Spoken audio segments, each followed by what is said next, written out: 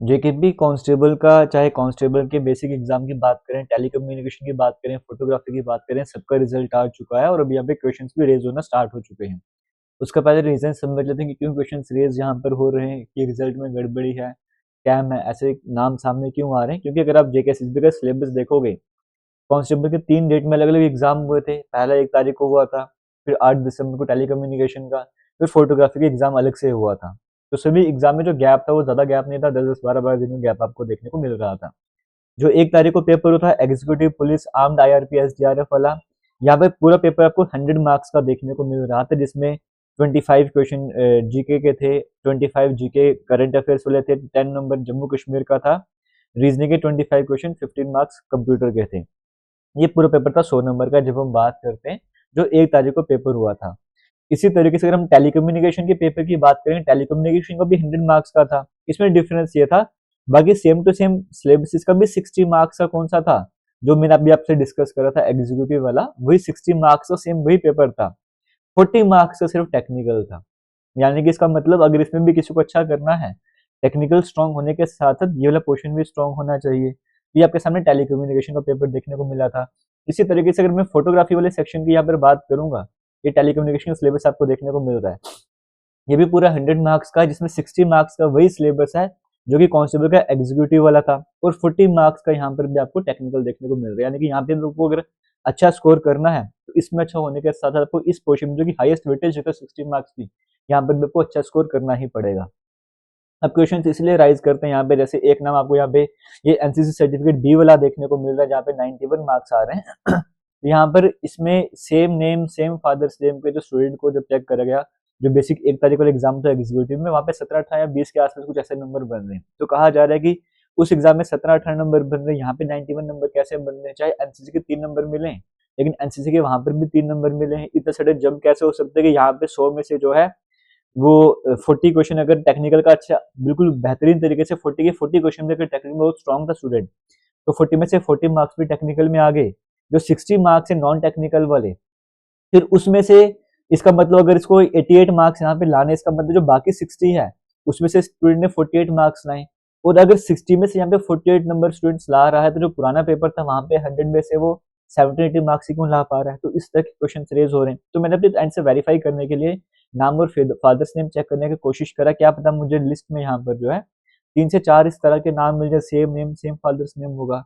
But मुझे एक ही नाम ऐसा देखने को मिले जहाँ पे नेम सेम फादर्स नेम के साथ साथ ये एनसीसी का बी सर्टिफिकेट भी देखने को मिलता है। यहाँ पे मुझे भी थोड़े से क्वेश्चन लगे कि हाँ ऐसा क्यों हो रहा है। हालांकि पूरी डिटेल्स मेरे पास नहीं है, mother's name date of birth वगैरह, बट इतना देखने को मिला कि ये सेम स्टूडेंट है, फादर्स नेम एनसीसी सर्टिफिकेट यहाँ पर भी मिला वहां पर भी मिला।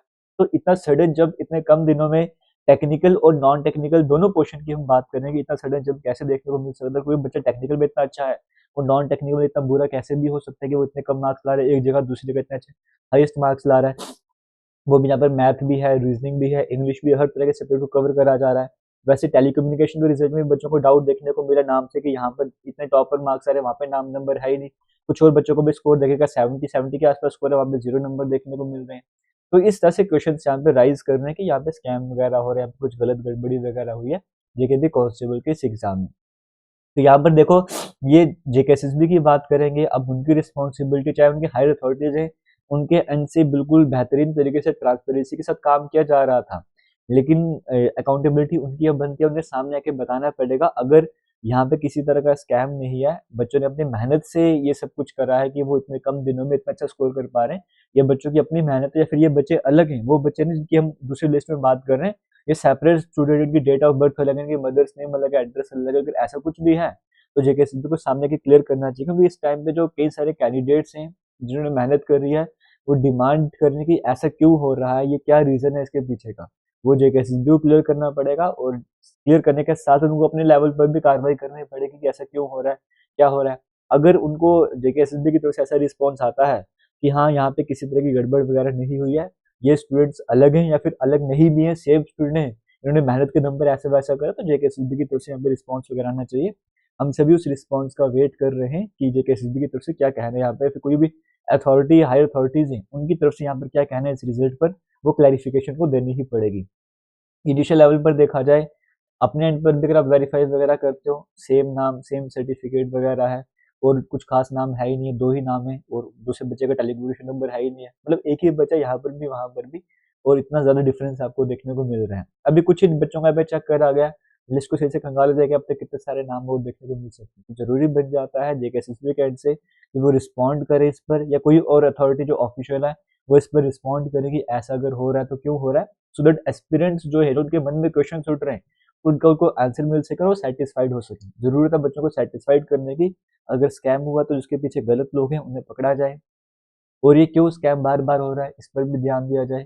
फिलहाल मेरी रिक्वेस्ट आप सभी से भी यही है और अथॉरिटीज पे से भी यही है कि जो बच्चे क्वेश्चन यहाँ पे रेज कर रहे हैं उनको उनके आंसर दिए जाए, उनको सेटिस्फाई करा जाए कि अगर गलत हुआ है तो क्यों हुआ है, अगर गलत नहीं हुआ तो कैसे गलत नहीं हुआ है। ये जरूरी बन जाता है इस क्वेश्चन का आंसर देना। तो कंटिन्यूसली कल से जब से रिजल्ट आया तो बच्चों के मैसेज वगैरह आ रहे हैं, मैं भी काफी समय से वेट कर रहा था ट्विटर हैंडल का, या किसी तरीके से कोई ऑफिशियल न्यूज हमारे सामने ऑफिशियल वे में बताया जाए कि ये है वो है। अभी तो कुछ वैसा देखने को नहीं मिला, तो मैंने भी सोचा अपने एंड से वीडियो शेयर करी जाए, क्योंकि एस्पिरेंट्स मुझसे भी क्वेश्चन कर रहे हैं कि आप क्यों नहीं वीडियो बना रहे हो, आप इस पर क्यों नहीं बात कर रहे हो। मैं वेट कर रहा था किसी ऑफिशियल रिप्लाई का, जो अभी तक मुझे नहीं देखने को मिला। तो वीडियो को शेयर कीजिए। All the best, thank you, जय हिंद।